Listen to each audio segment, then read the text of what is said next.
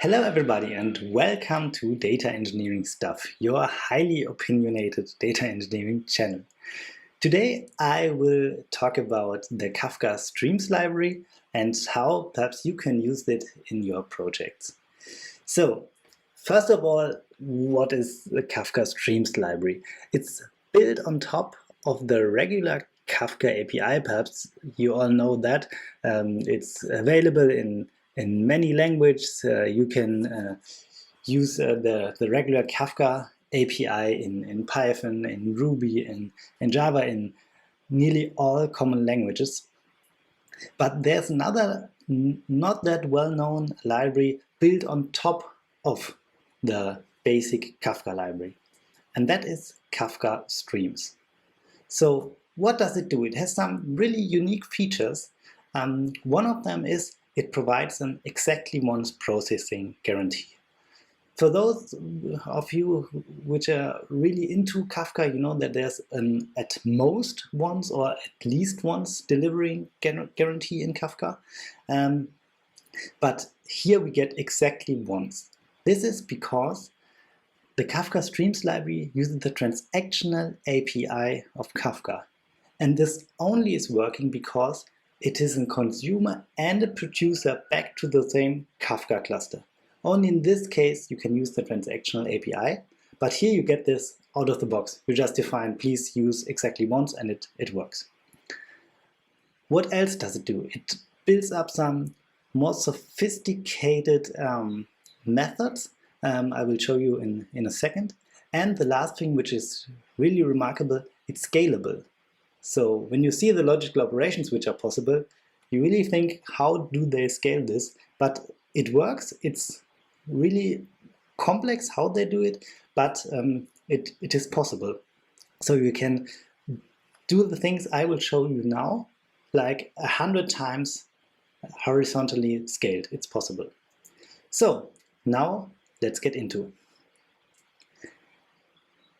The first thing you could do with Kafka Streams is build a stream and do some kind of aggregation on it. It's really one of the simple use cases.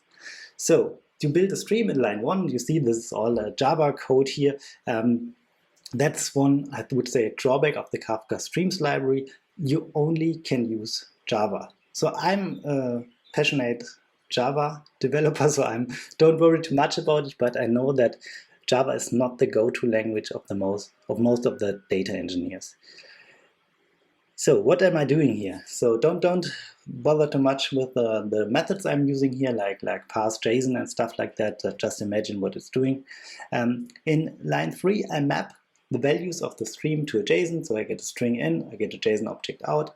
And on line 5, because I'm a happy Java developer, I pass this JSON to an instance of a class. So I have my object-oriented feeling back. Perhaps most of you won't need that mental safety, but I really appreciate it. So, but now things get a bit difficult. In line 7, you see the toTable method called. So what's that?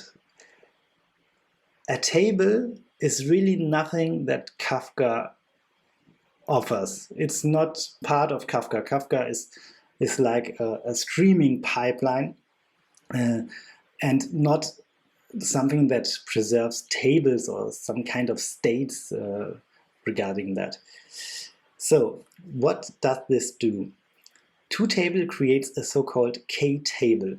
A k-table is a logical object that works on a window of a stream. So it's not working on the whole stream, it only takes windows, and then it deduplicates all messages with the same message key so that only the newest one will be preserved in the table. So you can imagine if you get 10,000 messages in and like 500 have the same message key, you will get rid of 499 of the messages in this k-table from a logical point of view. So it has nothing to do with the data in your topic. It's just a streaming logical operation. So what could you do with the k-table? You can do a group by on it. Okay, it makes sense, just group by. If I have a table, I can group it, why not? And then you can do an aggregation. And this is a bit more complicated than you would expect. Okay, the first thing you need is a starting point. That's really clear, I think. If you want to aggregate, you can say I start at 0, which makes sense, but perhaps there could be any other starting point. Perhaps you have saved from the last processing something in a database, you want to get this here, or something like that. The second line is what happens when data gets into the table. So when the table sees a new message key, then there should be a plus v dot get hours budget. So just adding things together when a new project comes in. So, but what should happen if there is another message coming in this time window of the table? What should happen to the old budget? And this is where this third line comes in. It subtracts the old budget for this message key because in line 10 it puts in the new one. So you have to make a rule what should happen when a key leaves the table, which is really not intuitive, I think, but it makes sense if you think about it. So the rest is not really that spectacular. From the k-table, we do a backward conversion to a stream, then we map values back to some JSON format, not that important, and we write this back to a topic. So what did we do? We get a stream in, we define a table on a time window, we get this kind of deduplication and do an aggregation in a new format to a new topic. So, okay, that's something you could do with Kafka Streams, but we will talk about use cases later. Now I will show you a more complicated example.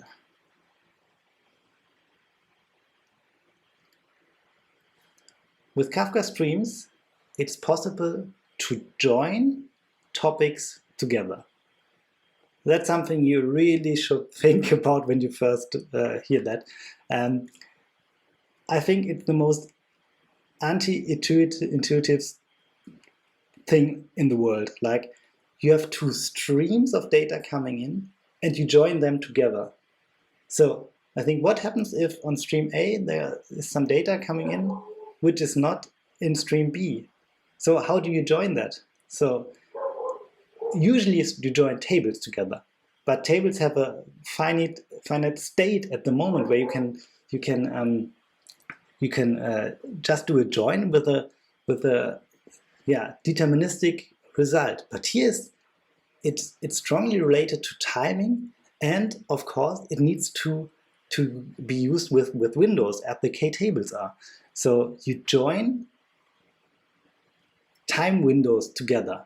So like, don't know, the last 10,000 messages with the last 10,000 messages, and that's something you join together. So the question is, when do you use that? I think the code here is not too interesting, but you see there's a left join, and at the end I do a select key, which really is another complicated thing. But yes, one thing that I don't like about this Kafka Streams is that it's really not intuitive how to use it. It's really not deterministic, and I really don't know how it really works internally. I know that this code here creates a bunch of partitions and topics. That's because every time Kafka Streams needs to change the key of your message, it needs to create new topics for you. So if you run this application, you get just a whole bunch of topics which are created under the covers by Kafka Streams.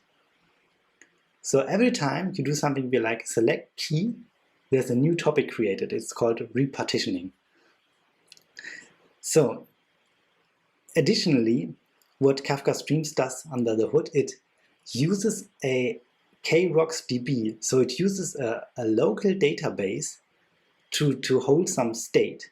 So it's really doing some magic there. And if you really want to to dive in, you can just read how they implemented it.